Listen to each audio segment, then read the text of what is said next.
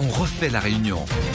Nous, Olivier Bassan, Jean-Louis Rabou, Éric Michel. Du monde s'est déjà inscrit à votre standard, le 02 62 234 567 pour la refaire, la Réunion, messieurs. Pascal, bonjour Pascal. Oui, bonjour à Bonjour. tous et à toutes, Pascal de Saint-Paul. Oui, Pascal. Alors aujourd'hui, je voulais réagir sur l'organisation même d'une primaire en France, parce je trouve ça un peu surprenant, c'est relativement récent.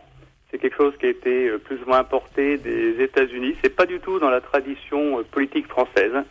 Et quand on regarde aujourd'hui comment ça se présente sur la scène médiatique, je suis un peu halluciné. Parce qu'en fait, depuis maintenant plusieurs mois, cette primaire mange énormément de temps médiatique. Et je trouve que c'est un peu au détriment de tout ce qu'on pourrait avoir d'autre en termes de présentation de candidats.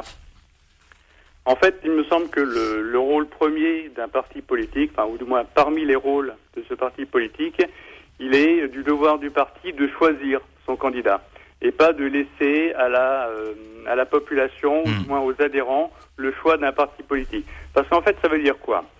Ça veut dire que vous avez au sein d'un parti, alors aujourd'hui il y avait 7 candidats, et avec 7 programmes différents. C'est un peu surprenant pour un parti d'avoir à l'intérieur des gens qui sont capables de mettre en avant, je ne dis pas que c'est surprenant d'avoir des idées différentes, je dis simplement que quand on arrive à vouloir se présenter à une présidentielle, le programme, les idées doivent être claires. Et derrière, elles doivent être rassembleurs. On doit être capable de mettre derrière, on va dire, un programme clair, des choses qui soient partagées et soutenues par tout le monde. Imaginons par exemple que François Fillon, effectivement, atteigne la présidence, il aura derrière qui ? Il aura derrière des gens qui, à un moment donné, ont voté pour d'autres personnes. Ce monsieur, aujourd'hui, il représente 10% de la population française. On peut considérer qu'il va avoir 3 millions d'électeurs au deuxième tour.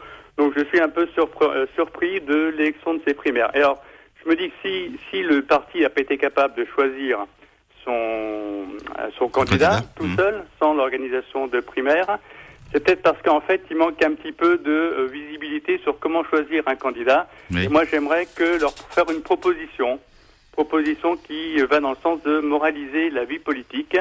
Et pour moraliser cette vie politique, on pourrait déjà faire le tri de ceux qui ont un casier judiciaire, de ceux qui n'en ont pas. D'accord. Et alors, il y a d'autres partis politiques qui ont fait des propositions très claires en ce sens. Je parle notamment de l'UPR et de François Asselineau. Et dans son programme, c'est très clair de ce côté-là. C'est-à-dire que si quelqu'un a déjà été condamné de façon claire et nette, il n'a plus le droit de se présenter à aucune élection. Et ça ferait déjà un bon ménage.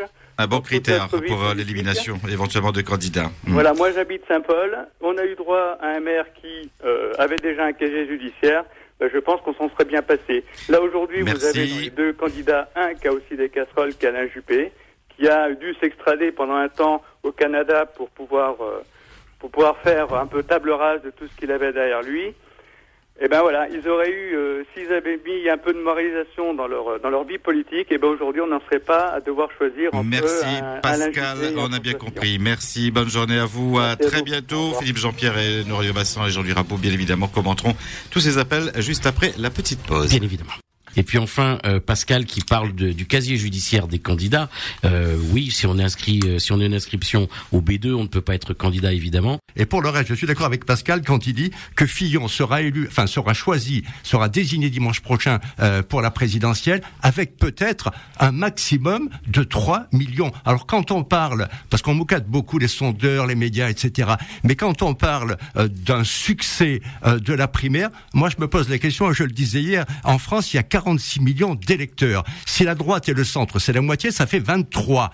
Et il y a 3 millions de personnes, 4,5 millions, qui se sont déplacés ce week-end. Et monsieur François Fillon aura peut-être 3 millions. Alors, en plus, c'est quelqu'un de bien, c'est quelqu'un qui suit sa ligne, ce n'est pas un opportuniste. Bravo, monsieur Fillon. Mais Pascal a raison, il n'aura jamais rassemblé sur son nom que 3 millions de Français, 3 millions de partisans. C'est pas énorme non plus. On a bien compris. Donc tout est jouable, y compris avec François Bayrou. Sur RTL Réunion, on refait la Réunion. Nous, Olivier Bassan, Jean-Louis Rabou, Éric Michel.